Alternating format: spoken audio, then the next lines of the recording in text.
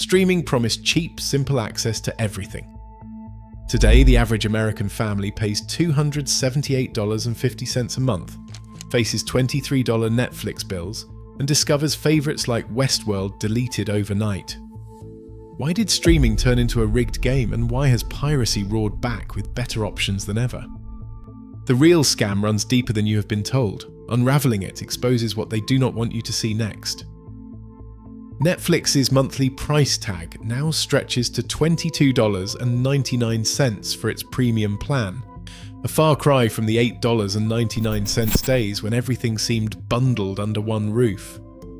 Disney Plus, once the new kid on the block at $6.99, now charges $18.99 for an ad-free experience.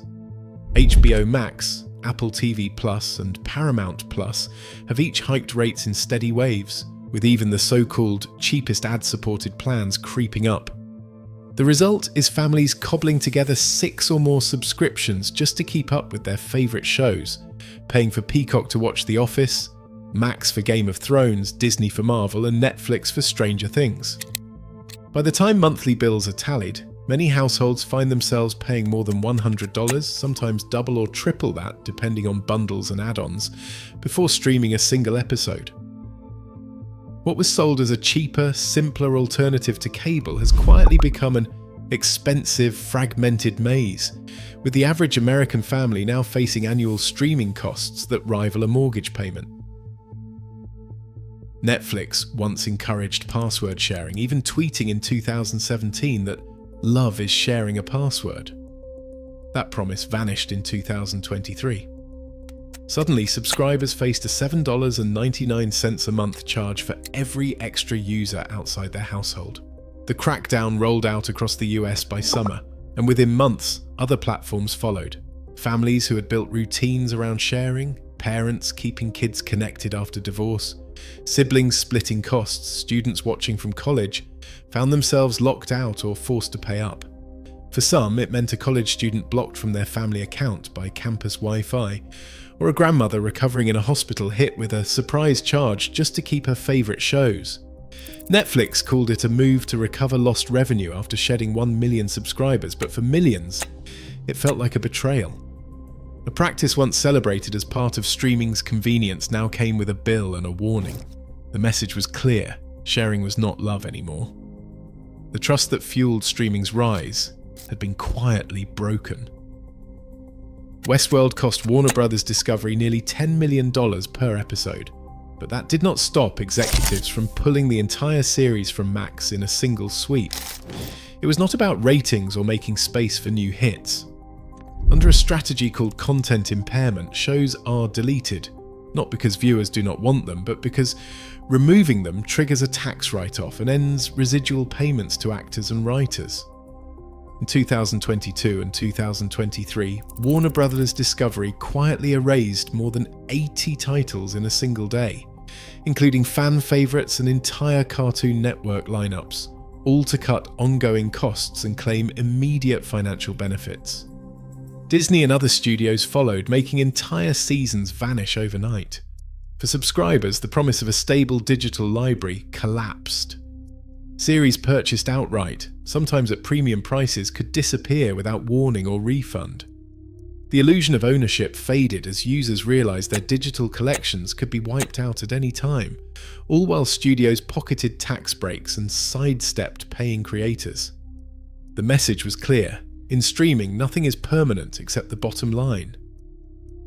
Piracy platforms have quietly transformed from back-alley file dumps into polished streaming hubs.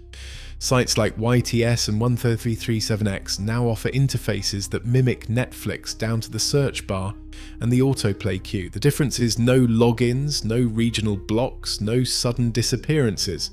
Users can find almost any show or film, old or new, available in high definition, streaming instantly without the need for technical skills or complicated downloads. The numbers tell the story.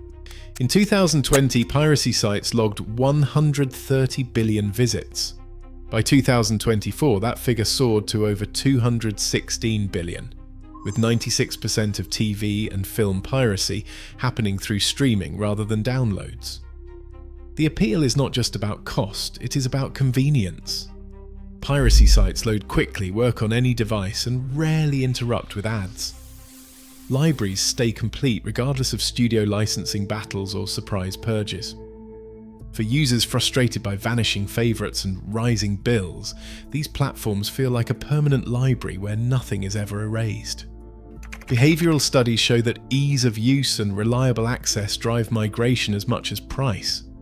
When legal options fragment and frustrate, people look for the path of least resistance. In 2024, that path led millions back to piracy. Not out of rebellion, but because it worked better.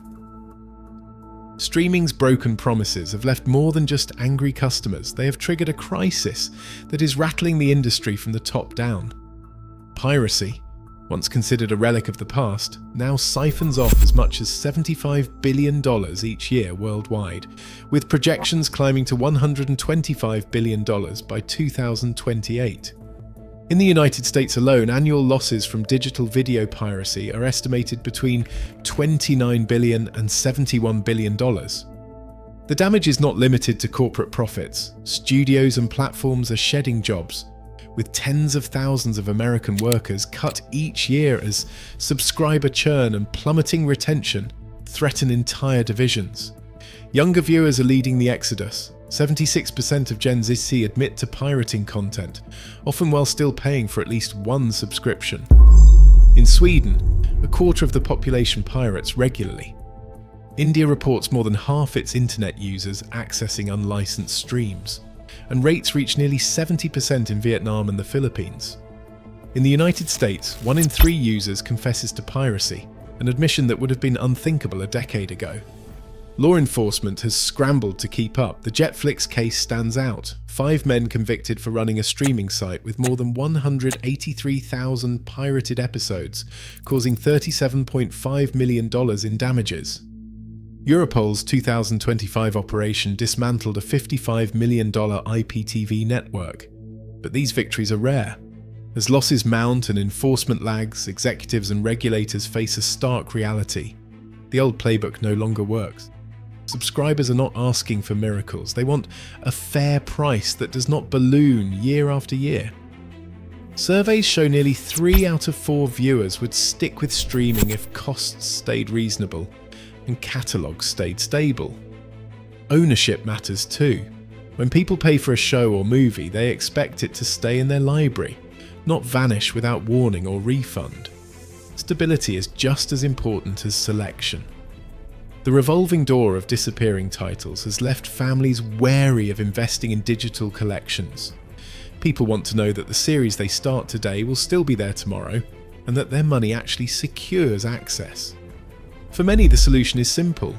Bring back predictable pricing, real ownership, and a stable catalogue. Trust can be rebuilt, but only if streaming services listen to what subscribers value most. Streaming companies have clear options if they want to win users back. The first is restoring family sharing as a basic feature, not a privilege that comes with extra fees. Households are rarely limited to one address, and enforcing strict limits only drives more people to alternatives. Ad-supported models offer another path. In India, 64% of users who pirate content say they would switch to legal services if those platforms were free with ads. This is not just a regional quirk, it is proof that price and accessibility matter more than punishment. Unifying fragmented catalogues into true bundles where one subscription unlocks everything is what 70% of viewers now demand. People are tired of juggling logins and paying for half-empty libraries. Above all, the industry needs to deliver real ownership. When someone buys a show, it should stay in their library for good. One quote captures the mood. If buying isn't owning, piracy isn't stealing. The roadmap is simple: fair prices, lasting access, and respect for how families actually watch. Anything less and piracy will keep filling the gaps. Streaming giants gambled on higher prices and shrinking libraries, and they lost public trust. As piracy surges past 200 billion visits a year, the lesson is clear. When value disappears, so does loyalty. The future of entertainment now hinges on who actually listens. Where do you stand?